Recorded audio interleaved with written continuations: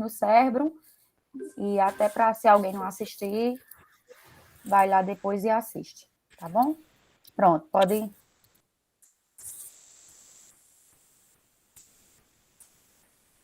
Pronto. Boa noite. A nossa equipe ficou com o tema Ação das Drogas na disciplina de Farmacologia. A nossa equipe é composta por Jamile Viana, Késia Feitosa, Maite Amarante e o Wallace Salatiel. Eu sou Jamile Viana. Pode passar, Késia. Conceito de drogas, né? Uma substância que modifica a função fisiológica com ou sem a intenção benéfica, ou seja, pode ser denominada de remédio, de medicamento ou das drogas, como a gente geralmente costuma chamar, né? A maconha, a cocaína e demais outras. Só um minutinho, Jamile. Vocês não se programaram para ligar as câmeras, não? Eu não tenho como ligar porque eu estou apresentando. Isso. Tá me vendo? Pelo menos na apresentação aí, tá ótimo. Se Pronto, quiserem ligar só no momento da apresentação ok. de vocês, aí pode ser, tá bom? Tá bom, então peço desculpa, é que eu esqueci. Tá ok. Não tem problema não. Então, pode passar, Kézia.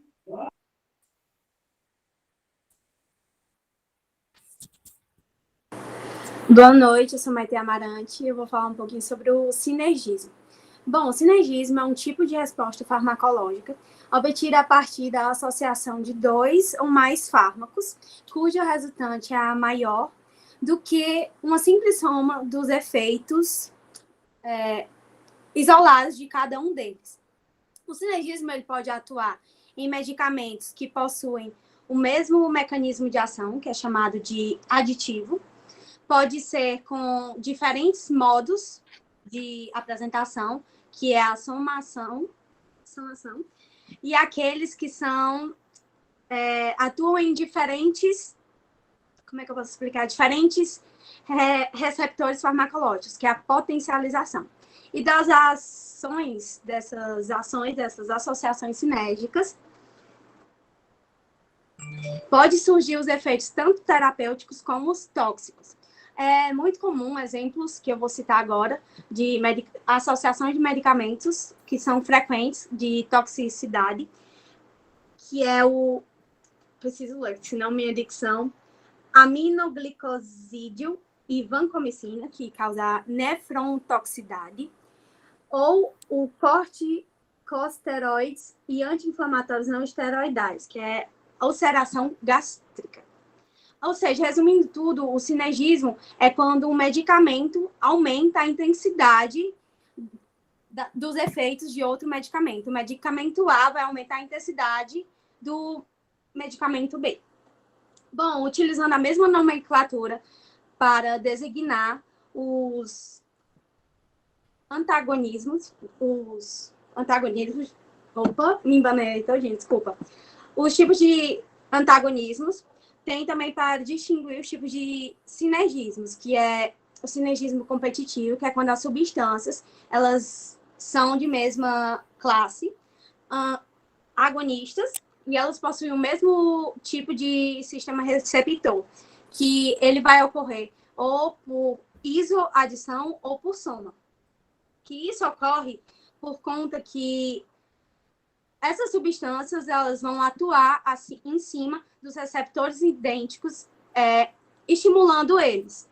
Assim, as catecolaminas endógenas atuam em cima dos receptores de alfa-adrenérgicos, sendo assim uma associação que produz o efeito sinérgico. Um exemplo desse tipo de sinergismo competitivo é da epinefrina e da efedrina, que quando utilizada comitantemente, elas vão aumentar seus efeitos adrenérgicos sobre eles.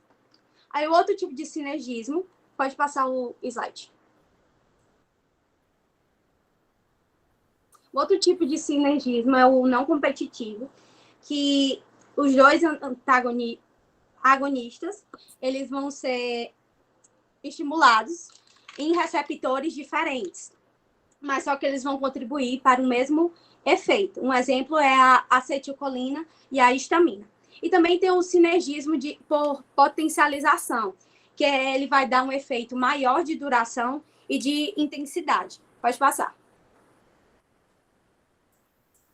Eles são classificados em exemplos.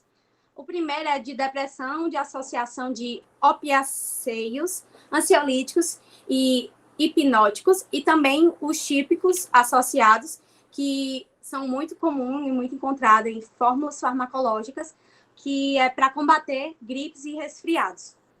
Aí tem a excitação iatrogênica, que é a associação da anfetaminas e a cafeína. Tem as interações que provocam distúrbios a nível sanguíneo, que o exemplo que eu vou citar é sobre os salicilatos, que aumenta a ação hemorrágica dos anticoagulantes, tanto na sua ação hipoprotrobínica, como na sua ação antiagregante plaquetário, que pode agravar as hemorragias gástricas por conta desse salicilatos. E tem as interações que provocam distúrbios no aparelho cardiovascular, que é um dos efeitos perigosos por sua capacidade de produzir arritmias, que é o dos glicosídeos cardiotônicos e as aminas simpatemiméticas. Pode passar. Desculpa a minha dicção. Boa noite a todos. Dá para escutar? Sim. Primeiramente, eu vou falar um pouquinho sobre, antes do meu assunto, que foi o antagonismo, eu vou falar um pouquinho sobre os receptores na célula, que, como a gente sabe, né, a maioria das células ela vai apresentar muitos tipos de receptores diferentes na sua superfície, né? E um receptor, ele vai ser uma molécula com uma estrutura tridimensional específica que vai permitir que apenas as substâncias que se encaixam, elas vão precisar ter um encaixe perfeito, como se fosse uma chave ou uma fechadura, para que essa substância ela se encaixe de forma correta dentro da célula. E o que é a relação entre agonista e antagonista? Bom, em farmacologia, o agonista ele vai se referir às ações ou os estímulos provocados por uma resposta referentes ao aumento, que esse aumento vai ser uma ativação e a diminuição vai ser a inibição, né, da atividade celular dentro da célula, sendo uma droga receptiva. E o agonista inverso, ele vai causar uma ação oposta do agonista, né? E o que são, de fato, os antagonistas? Bom, os antagonistas, eles vão agir como bloqueadores dos receptores, ou seja, eles vão diminuir as respostas do nosso organismo.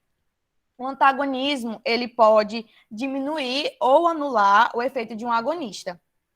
E é importante ressaltar também que os medicamentos, eles sem prescrição médicas, se eles forem misturados entre si, uma medicação antagonista e uma medicação antagonista, se elas forem misturadas, elas podem afetar o nosso organismo, porque elas podem interagir entre si e causar uma resposta negativa no nosso corpo.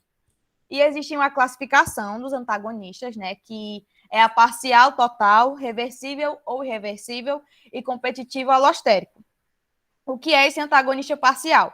Ele o antagonista parcial, ele não vai anular totalmente o efeito de um agonista, porque como ele é mais utilizado, né, fica mais fácil, entre aspas. Já o total, ele vai atuar somente no problema, não vai interferir em outras partes que estão funcionando. E também é importante ressaltar que, em caso de intoxicação, é aconselhável que se use um antagonista total, porque ele vai proteger melhor o organismo. No antagonista reversível, o agonista reversível, ele tem o poder de reverter, e o reversível, ele tem o poder de inibir os efeitos que o antagonista vai causar. Já o antagonista competitivo, ele vai impedir que o agonista de se encaixar na célula, e ele vai competir com o alostérico, atuando em receptores que têm o efeito de diminuir, liberado pelo agonista. O efeito de um antagonista sobre o agonista, ele vai se tornar inferior devido às constantes estimulações, né? E tem uma imagem aqui que eu coloquei para vocês verem, bem didáticazinha, bem fácil de entender, que vai falar nessa primeira etapa da imagem, fala que antes da pessoa tomar o medicamento, né? Antes da pessoa tomar a substância química, que a atividade celular dela vai estar normal. E já nessa segunda parte, vai quando ela fala da substância química, que ela vai entrar, o fármaco vai entrar na célula, vai ter um aumento da atividade celular, e quando o fármaco antagonista ele vai entrar na célula, vai inibir essa atividade celular. Bom, aí eu coloquei aqui um exemplo sobre medicamentos agonistas e antagonistas, que eu vou ler para vocês. Medicamentos agonistas e antagonistas, eles vão poder ser utilizados simultaneamente em pessoas com asma. Qual o exemplo, né? É o albuterol, que ele pode ser administrado com ipratrópio. O albuterol, ele é um agonista, ou seja, ele vai se unir a receptores específicos, que no caso são os adrenérgicos, nas células do nosso trato respiratório, que ele vai provocar um relaxamento das células do nosso músculo liso, e, portanto, ele vai aumentar o calibre das nossas vias respiratórias, que vai ser a broncodilatação. O ipratrópio, um agonista, é uma medicação antagonista, né? Ele vai se ligar a outro tipo de receptores, que vão ser os colinérgicos, que eles vão bloquear a união da acetilcolina, que ele é um neurotransmissor, como eu já falei no início, né? Que os neurotransmissores, eles estão presentes no nosso organismo. Que vai provocar a contração das células do músculo liso e, consequentemente, né, vai estreitar as vias respiratórias, que vai ocorrer a broncoconstrição. Ambos os medicamentos eles dilatam as vias aéreas e, assim, vai facilitar a respiração, porém de formas diferentes. Outro exemplo também que eu coloquei de medicações antagonistas são os beta-bloqueadores, que, como o propanolol, que ele constitui, ele é uma medicação antagonista muito utilizada, porque esses medicamentos eles são utilizados também no tratamento da hipertensão arterial.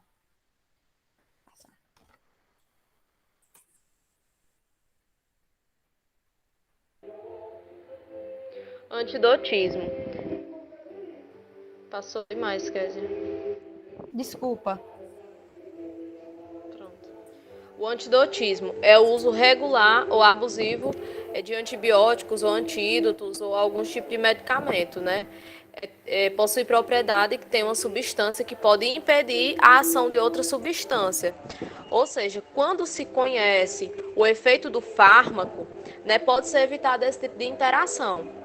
Mas, infelizmente, nem sempre é dada a devida atenção. E essa prática pode não só potencializar a ação do fármaco, como também pode inibir ou causar algum tipo de efeito tóxico, podendo causar também algum tipo de reação adversa, né? Essas interações, elas podem ocorrer a vários níveis. Elas podem ocorrer no próprio receptor farmacológico, no mesmo órgão de ação do fármaco ou no sistema fisiológico. Pronto. Vou passar. Bom, boa noite, estão me ouvindo aí? Sim, estamos ouvindo. Sim. Meu nome é Alisson e eu fiquei com a incompatibilidade, né? Bom, a incompatibilidade medicamentosa são as reações físicas, químicas que ocorrem in vitro, né? Entre dois ou mais fármacos quando soluções são combinadas na mesma seringa, equipo ou em frasco. As reações físicas podem causar mudanças visuais, como precipitações, mudanças na coloração, consistência, opalecimento e produções de gases. As reações químicas são organismos originadas de mudanças moleculares e consideradas relevantes quando ocorre a degradação de mais de 10% ou mais componentes da solução. A principal razão para a diferença entre esses dois tipos de incompatibilidade se baseia no tempo, né, de contato de cada um. No caso da administração em Y, o tempo de contato... Calma, gente. Estou com enxaqueca, eu não estou enxergando aqui as coisas. administração em Y.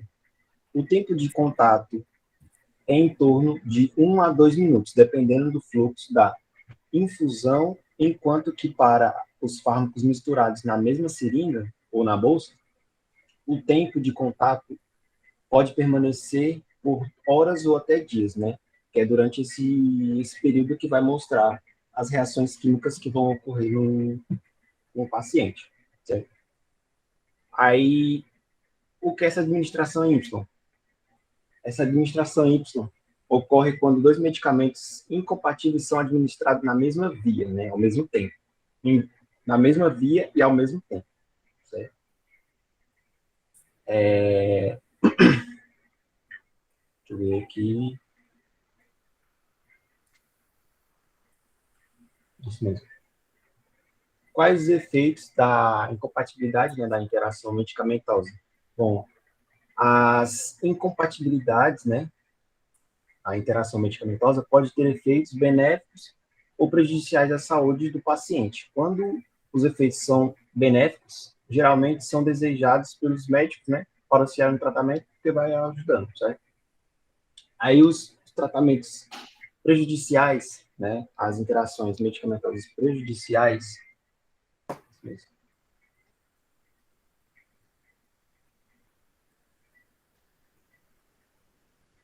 as interações medicamentosas prejudiciais, né, à incompatibilidade, na maioria das vezes a interação medicamentosa são...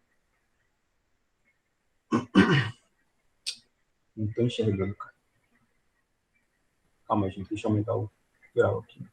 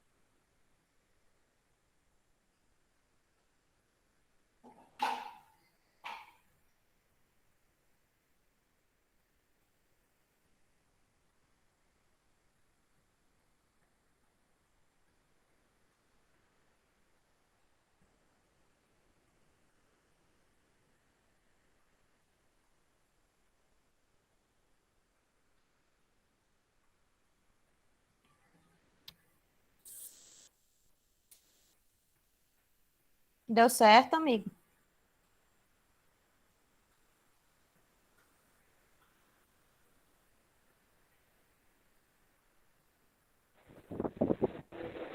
Maciel.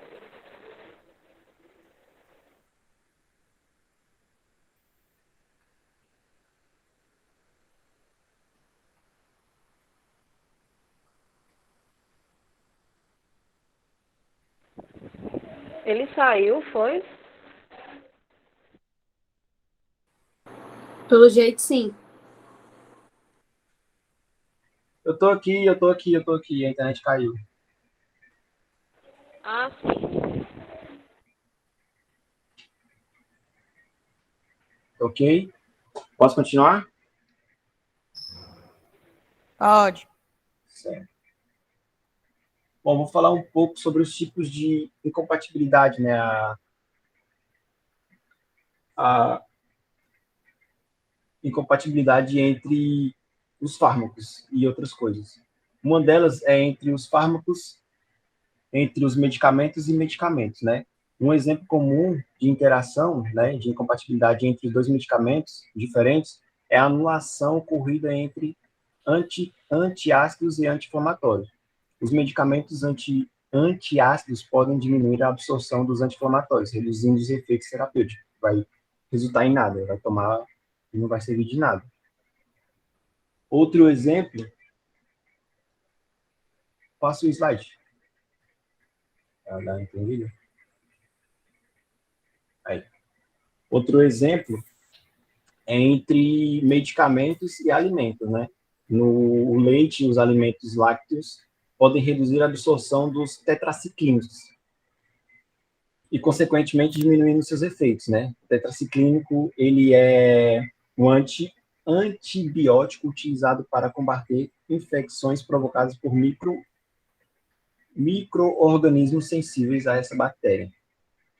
Outro tipo de incompatibilidade é entre medicamento e bebida alcoólica, que as bebidas alcoólicas podem aumentar a toxicidade hepatítica do paracetamol, provocando problemas no fígado do paciente. Porque quando o paciente toma o paracetamol, deixa o fígado mais sensível, né? E quando você tomar a sua cachaçinha, estraga mais o bichinho. Aí tem a incompatibilidade, né? A interação medicamentosa entre medicamento e exame laboratorial, que pode dar erro. No caso, durante o tratamento com amoxicilina, o exame de urina pode encontrar-se alterado, né, indicando uma falsa presença de glicose na urina.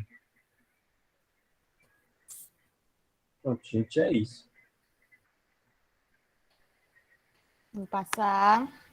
Slide. A gente fez um mapazinha mental para representar o que a gente falou na nossa apresentação e Maite vai falar um pouquinho. Bom, a gente fez um título, né? E representou com os medicamentos, os vários tipos de medicamentos, drogas.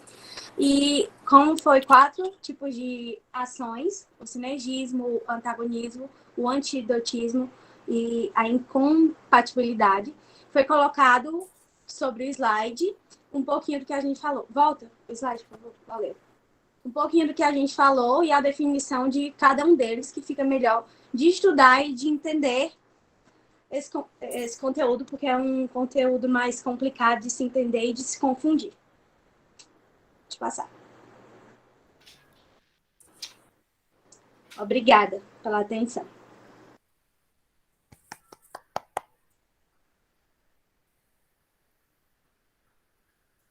Vou parar de apresentar, tá, Tá gente? certo. Para a apresentação. Vou só ligar minha câmera, né, que não apareci. É, mulher, pra eu te ver. Boa noite. Primeiramente, parabenizar vocês, né? Dizer que é notório perceber alguns um pouquinho nervosos, até porque é um conteúdo, né? Farmacologia não é fácil de explicar. Existem alguns termos que também são novos para vocês, tá certo? Mas, primeiramente, quero parabenizá-los e perguntar, né, se algum dos demais colegas de vocês tem algum questionamento a fazer sobre o conteúdo. Quer falar, Alisson? Não, eu quero me justificar porque eu estou gaguejando muito, porque eu não estou enxergando. Eu estou com enxaqueca e a minha visão está afetada. Aí, tipo, tá uns... Tá turva, né? Aí eu não estou enxergando direito. Desliguei até na TV aqui, mas não adianta, não mudou nada. A mesma coisa. Não, Perdão, alunos, perdão. Aqui. Mas foi legal, deu para compreender, sim. Alguma dúvida, algum questionamento que vocês queiram fazer? Se a equipe não souber responder, eu tento. Se eu não souber, eu vou dizer também que não sei. Mas, assim, ficou bem claro, né? Alguns termos, alguns conteúdos que nós falamos. Eu fiz algumas anotações aqui. Alguém quer fazer alguma pergunta? Ana Carolina disse que nenhuma dúvida. Daiane, Yasley. Estou feliz porque, pelo menos, eu estou vendo que os alunos estão participando, né? Assistindo, porque, às vezes, quando é seminário, a gente sente a falta de alguns, mas, pelo menos, a turma está aqui, né?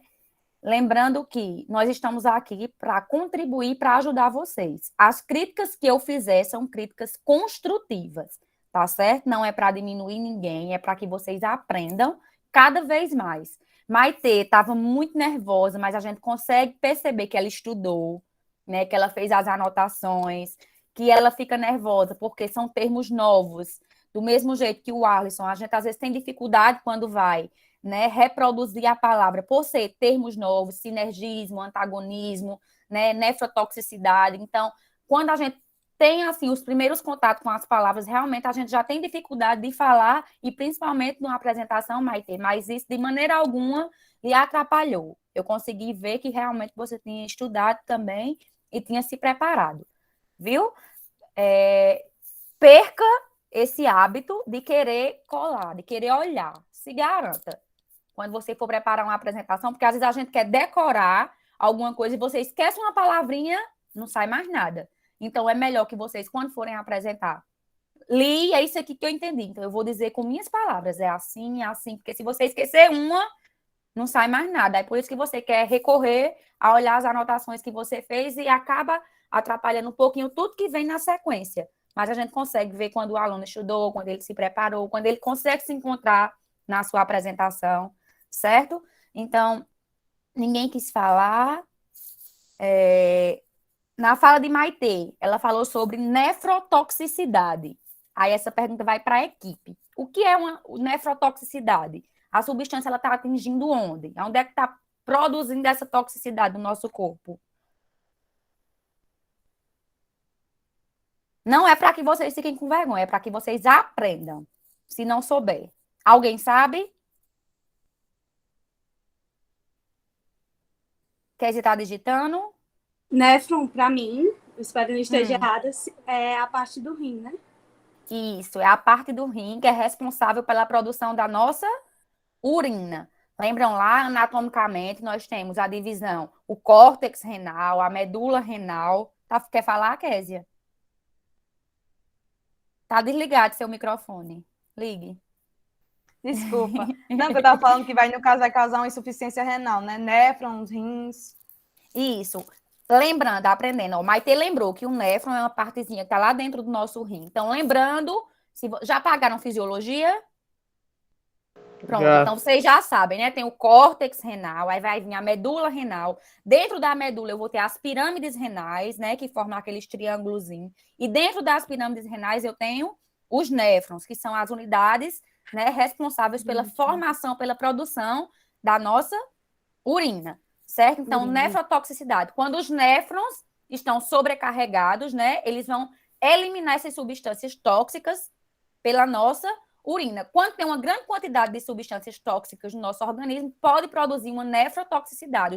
Os nossos néfrons, eles estarem sobrecarregados dessas substâncias tóxicas, tá certo? E nós sabemos que o nosso corpo, ele elimina substâncias tóxicas, mas também elimina substâncias que são importantes para o nosso organismo, mas que estão em excesso. Tudo isso é eliminado onde? Na nossa urina, tá bom?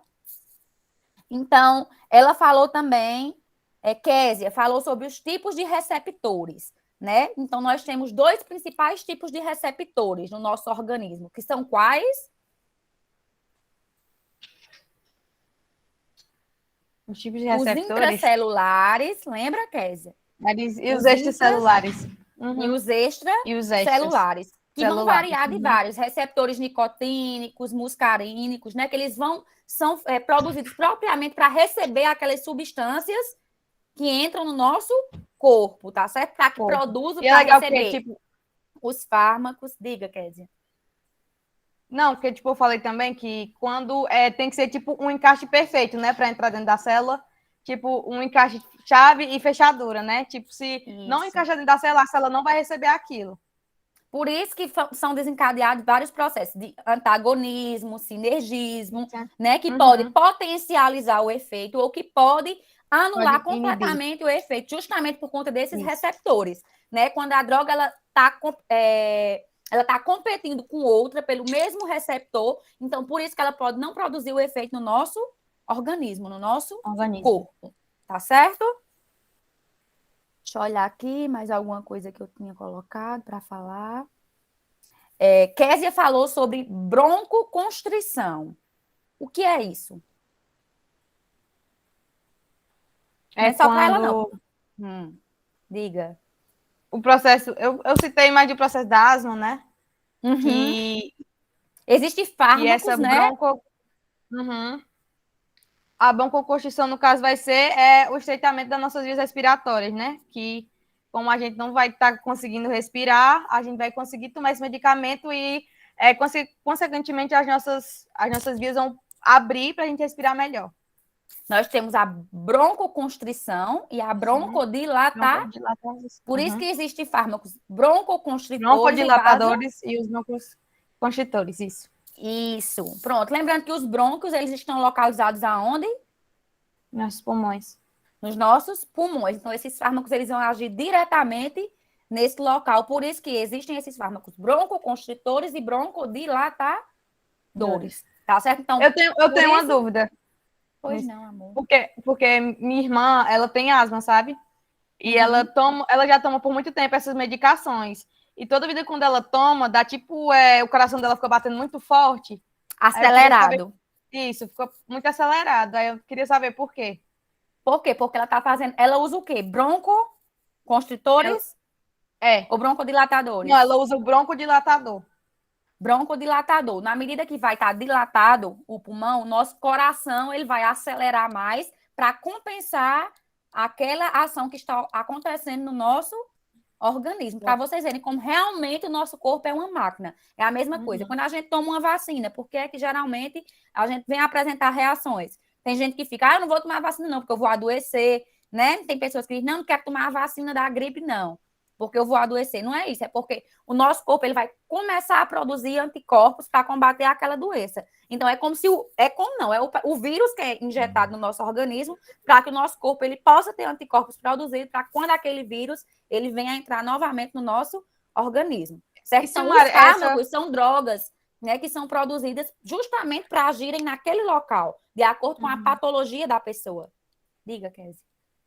Porque, como eu falei, minha irmã tem asma e tal, e faz muito tempo que ela toma essa medicação. Essa medicação, usada, a longo prazo, pode causar outros problemas fora asma? Problema de coração? Não. Licença, se encaixaria como antidotismo, no caso, esse caso da irmã de Kézia? Isso. Aí, Jamile está mostrando que estudou, viu? Sinergismo, antagonismo. Né? Ela estava bem segura quando falou. O que eu gosto, não é preciso que seja uma apresentação bem extensa, onde a gente, às vezes, lê e não consegue repassar o mais importante, né? É importante que vocês entendam as ações das drogas, como o Alisson falou, que existem as interações benéficas e as interações maléficas, que eu já citei para vocês. Ele também citou alguns exemplos de interações, né, durante a fala dele. Então, é importante que vocês, como futuros profissionais da saúde, conheçam que existe essas, por mais que não seja, que não vão atuar nessa parte clínica, mas é importante que a gente saiba até como funciona o nosso corpo, porque quando a gente estuda isso, nós conseguimos entender como os fármacos, eles agem no nosso organismo. Né? Porque é importante a reposição da dosagem, se ele for de 6 em 6 horas, se ele for de 8 em 8 horas, de 12 em 12 horas, né? O que é tempo de meia-vida de um fármaco, por que é necessária a reposição, como fazer um desmame de um fármaco, né? Que é a retirada dessa droga do nosso organismo, que não pode ser feita de forma imediata, é um processo que requer um certo tempo, vai reduzindo as doses, né? Porque o nosso organismo, ele sente a necessidade. Eu digo isso porque, como farmacêutica, eu condenava pessoas que fazem o uso de drogas que causam dependência do nosso sistema nervoso central.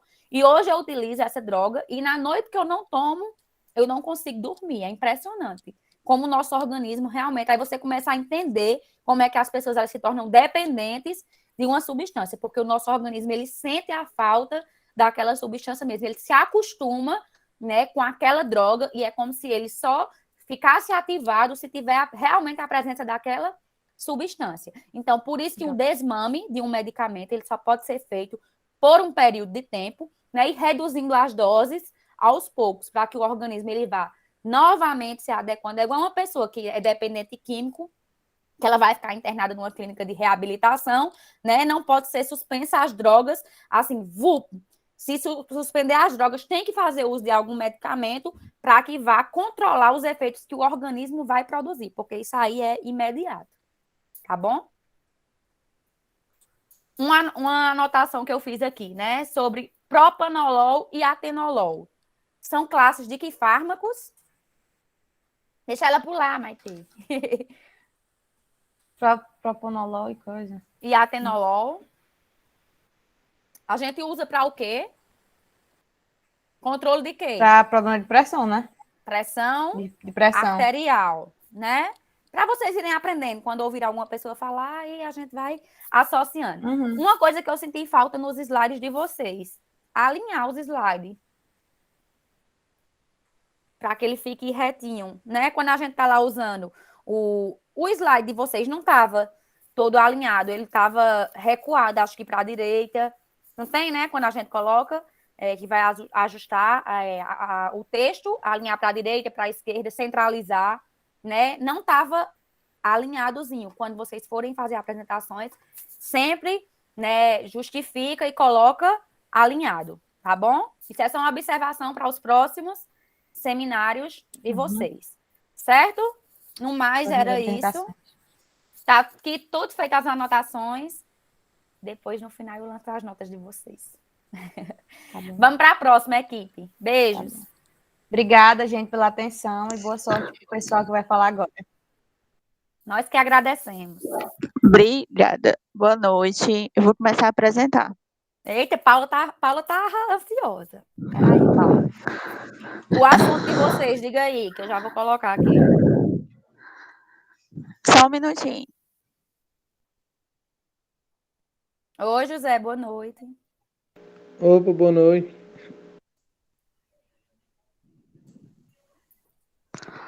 Bom, pessoal, boa noite, né? Eu me chamo Paula, e a minha equipe é composta pela Ana Lívia, o José e a Yasli. Hoje nós vamos falar sobre as vias de administração dos medicamentos e sobre a geração dos fármacos de origem vegetal. Bom, as vias de administração, elas têm uma enorme importância para os fármacos, né? Porque sem elas não teria como as pessoas tomarem as medicações. E elas vão do mais simples, como uma medicação oral, até uma medicação intraóssea. Ela é de extrema importância, principalmente dentro do ambiente hospitalar, porque é com ela que acontece o tratamento dos pacientes. Elas são 9 vias, basicamente. Vou iniciar com as parenterais.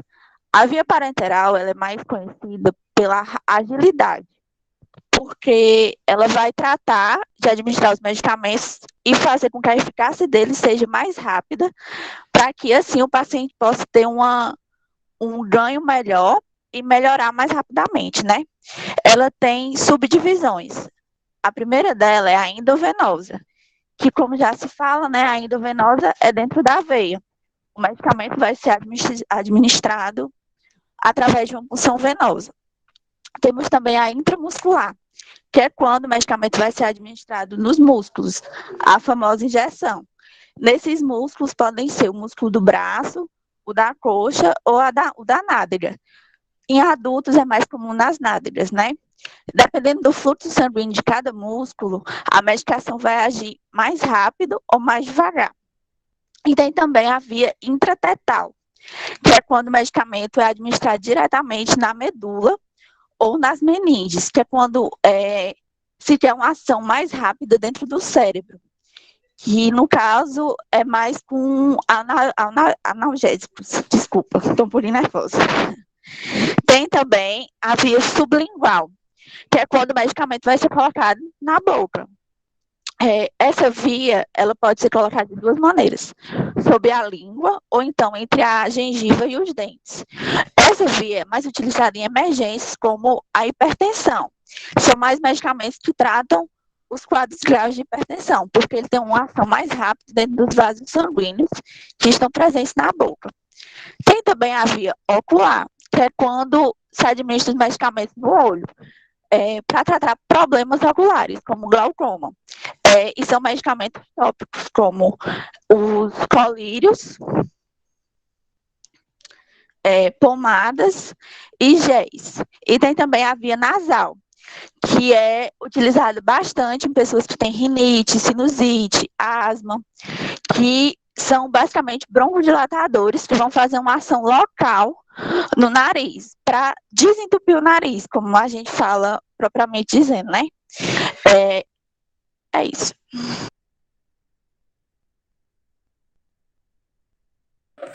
Bom, boa noite. Para quem não me conhece, meu nome é Yasley e vou dar continuidade às vias de administração medicamentosa.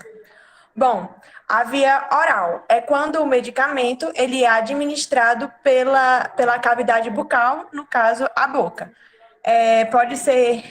O medicamento pode ser um comprimido, uma pílula, uma cápsula ou até mesmo uma solução líquida. Deve ser recomendada apenas quando o paciente seja capaz de deglutir, de realizar a deglutição sem que haja muito esforço. Esta via de administração é a mais usada, dentre as outras, já conhecemos, né? A via oral é a mais utilizada e é bem comum. Além dela possuir uma absorção lenta, porque a medicação ela vai ter que passar por todo o processo digestivo, ela é compensada porque ela tem um efeito mais duradouro em relação às outras vias de administração. A via subcutânea, ou também pode ser chamada via hipodérmica, quando o medicamento ele é realizado através da injeção. No caso, a agulha ela vai ser inserida no tecido adiposo, que é depois da pele. Esta via ela só pode ser utilizada para fármacos que não irritem a pele, porque se o fármaco ele for irritar a pele, pode causar até mesmo necrose. Esta via ela é considerada uma via de fácil administração e ela pode suportar de 1 a 2 ml. A via retal. Em forma de supositório, o medicamento ele é misturado com uma substância serosa, que quando é introduzido no reto, essa substância, esse medicamento, eles vão se diluir, eles vão se dissolver, e essa via retal ela é considerada de rápida absorção. Por quê? Porque a cavidade retal ela possui uma... agora eu esqueci, peraí. Porque ela possui uma ampla irrigação sanguínea e também a sua... esqueci. Pronto, o seu revestimento é fino e possui uma ampla irrigação sanguínea, por isso que ela é considerada de rápida absorção. É mais recomendada quando um paciente ele sofre de fortes náuseas e ele não consegue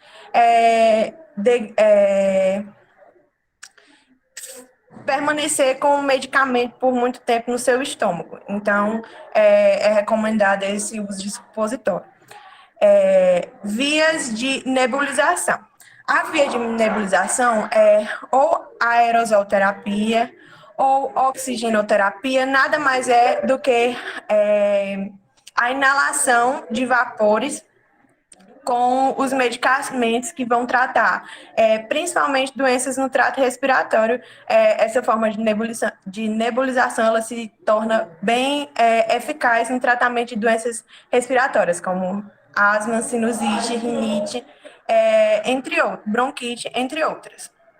Ela é considerada uma via de rápida absorção e ela se mostra bem eficiente. Via intravesical. A via intravesical ela é um tratamento administrado diretamente na bexiga do paciente, administrado através de um catéter. Esse medicamento que vai percorrer o catéter até a bexiga do paciente, ele pode ficar de 1 a, no máximo, 2 horas na bexiga do paciente.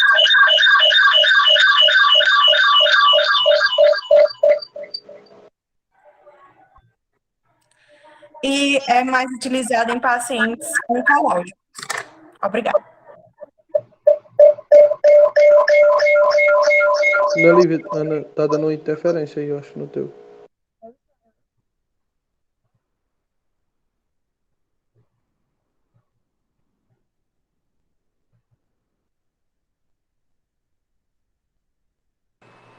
Não sabia que era no meu, enfim. Boa noite. Eu vou falar um pouco sobre os medicamentos de origem vegetais. E eu vou falar primeiro o que são. É um medicamento à base de plantas. É um produto farmacológico cuja sua preparação deriva da utilização de diferentes substâncias de origem vegetal. Com E vou falar agora um pouco sobre eles. Com a crescente utilização desses fármacos vegetais na nossa sociedade e no mercado, houve uma necessidade de criar algumas normas específicas para que esses remédios conseguissem ser usados de forma eficaz e com segurança no mercado. Como eu disse, teve que cumprir alguns requisitos e eu vou falar um pouco agora sobre eles. Primeiramente, eles têm que ser administrados por uma via oral, externa ou inalatória. Sejam comprovados não nocivos na utilização, na condição específica de cada pessoa. Não nocivos que ele não seja prejudicial. Eles têm também que demonstrar alguns efeitos, alguns não, tem que demonstrar efeitos de eficácia. Eles também têm que ser administrados de acordo com a dosagem específica. E também, por fim, ele tenha uma indicação exclusivamente adequada. E eles também têm que ser utilizados sem a vigilância de um médico.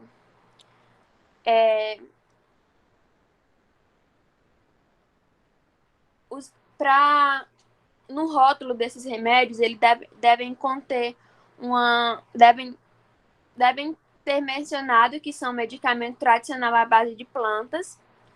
E se esses remédios, se os sintomas persistirem durante o período de utilização do medicamento, ou se surgirem efeitos adversos, devem procurar um médico.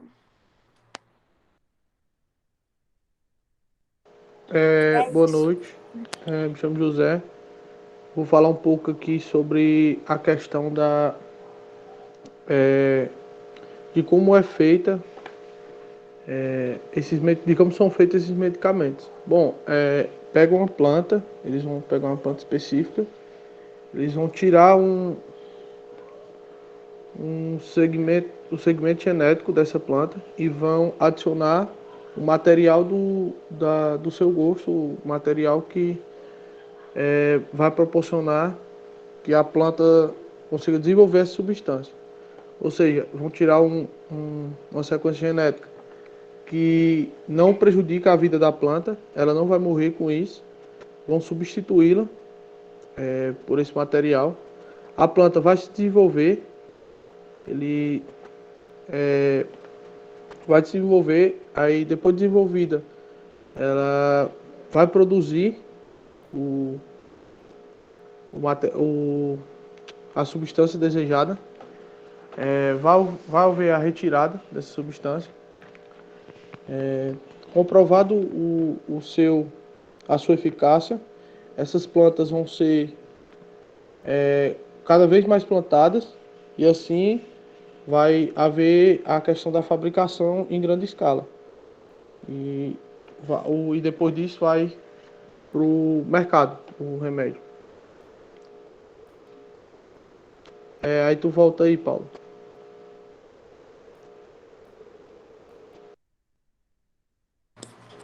Vai, Ana Lívia. Só um minutinho. Pronto.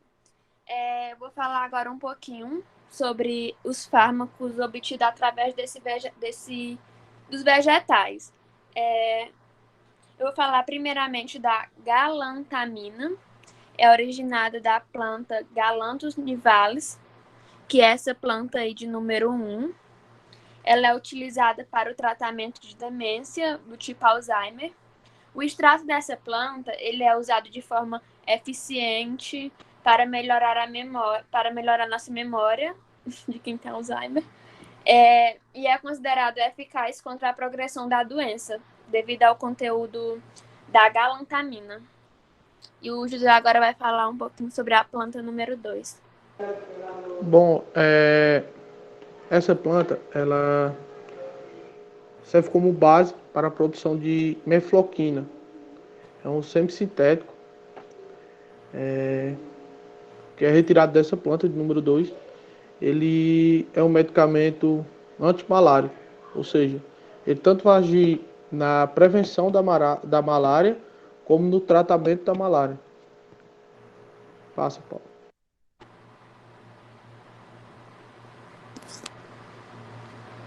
Agora eu vou falar da planta número 3.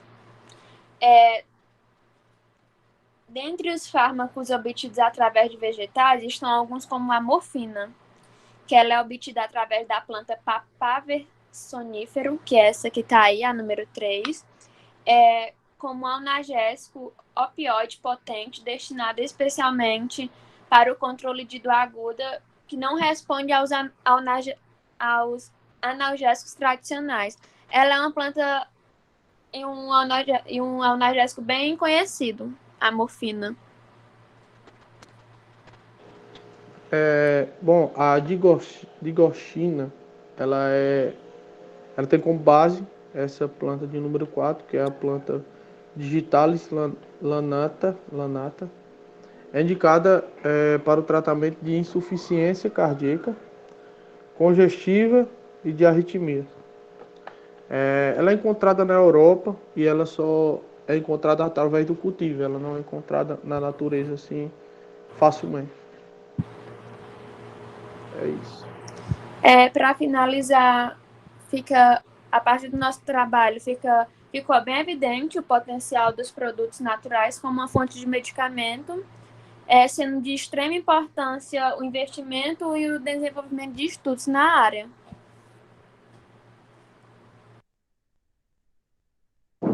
Sem contar, né, Ana Lívia, que eles podem agredir menos o corpo do que os fármacos industrializados.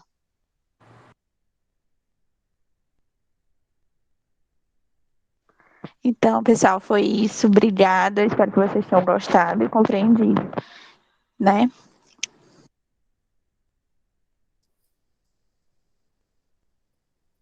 Bora lá. Voltei.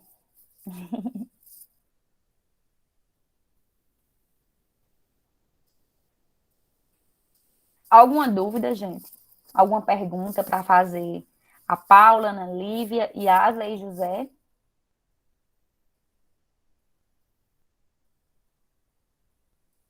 Os colega bom, viu? Ninguém pergunta. Ana Carolina já bota. Nenhuma dúvida.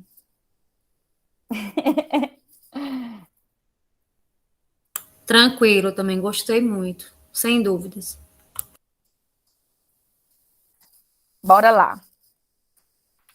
Eu fiz poucas observações, né? Porque geralmente aquilo que eu faço, todos levem em consideração para que vocês possam melhorar nos próximos, certo? Gostei muito da segurança de Paula, só estava um pouquinho nervosa, normal, né? Presencialmente nós já temos isso, imagina assim, né? Uma modalidade diferente, mas se Deus quiser, no próximo semestre estaremos aí juntos. Ai, prefiro presencial. É Não é muito mais fácil melhor? apresentar. Meu Deus do céu. Imagina como a gente sofreu no início para se adequar a tudo isso. Mas bora lá. Gostei da segurança de Ana Lívia também, de Yasley, todos, né? A gente vê que estudaram, que se prepararam para a apresentação. Só corrigindo, né, na fala de José, digoxina, certo? Digoxina, eu acho, uma coisa assim. Porque eu não sou muito bom falando desses nomes, não. Não, é porque são nomes diferentes mesmo, é normal, tá certo? É um fármaco digitálico, a digoxina. Então, vocês falaram de um assunto muito importante, né, que são as vias de administração, que é muito importante que nós saibamos por quê. Por que um fármaco é administrado via sublingual? Paula falou, né, no início. Por quê? Porque ele cai diretamente na nossa corrente sanguínea. Por isso que o efeito é imediato, certo? Ela falou também sobre a nutrição parenteral, que eu acho que eu já falei para vocês, né? Diz que hoje existem farmácias que manipulam medicamentos apenas à base de nutrição parenteral, né? As bolsas, as sondas de alimentação para pacientes, né? Quando estão entubados, quando estão sedados, quando o corpo não está respondendo, né, aos estímulos naturais. Então, é necessário que ocorra a alimentação. Por isso que uma pessoa ela fica vários dias na UTI, né, sendo alimentada através dessas bolsas, sondas de nutrição parenteral, onde lá vai ter todos os nutrientes que são necessários para o nosso corpo, tá certo? Então, por que eu já disse, acho que eu até já comentei isso com vocês. Por que é que uma pessoa, né, quando tem pessoas que tomam vários medicamentos e dizem, eita, fulano tomou não sei quantos comprimidos para tentar se matar.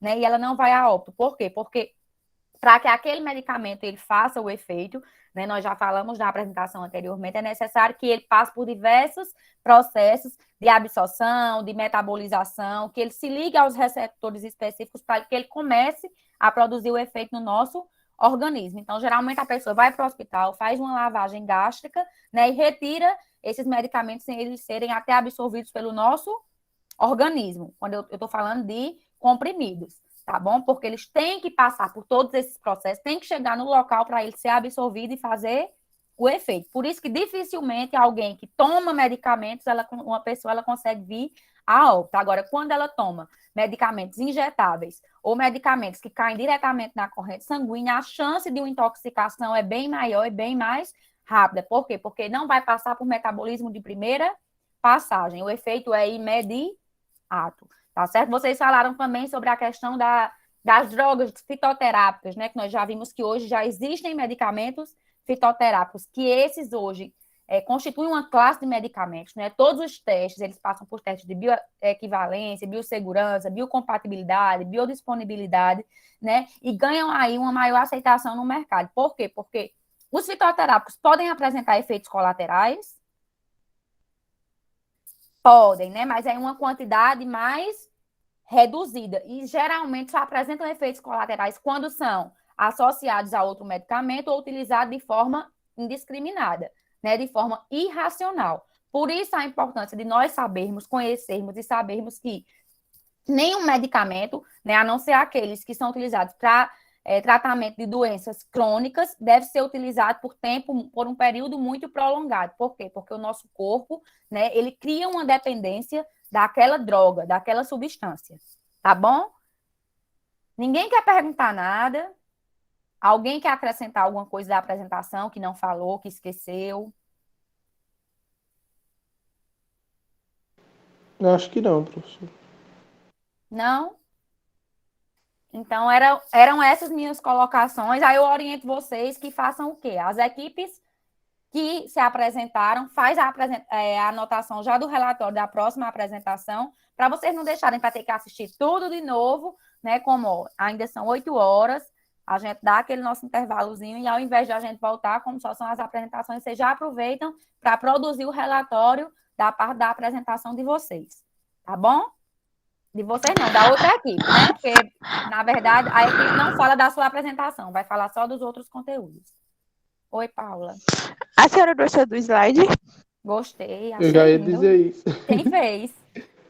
Ela, né? Lógico. Foi eu. Tá perguntando, né? Tá lindo os slides. Eu tinha dificuldade quando eu comecei, porque quando eu estudava, né? Eu não tinha esse manuseio e eu achei bem dinâmico o slide. Lindo. Parabéns, Paula. Parabéns à equipe, parabéns a todos que se apresentaram. Próxima semana eu quero que as equipes apareçam, assim como os meninos, tá bom? Durante a apresentação, ligar a câmera, porque para eu ver vocês se apresentando, né? Como é que eu vou avaliar só por uma leitura? Tá bom? Ok, professor.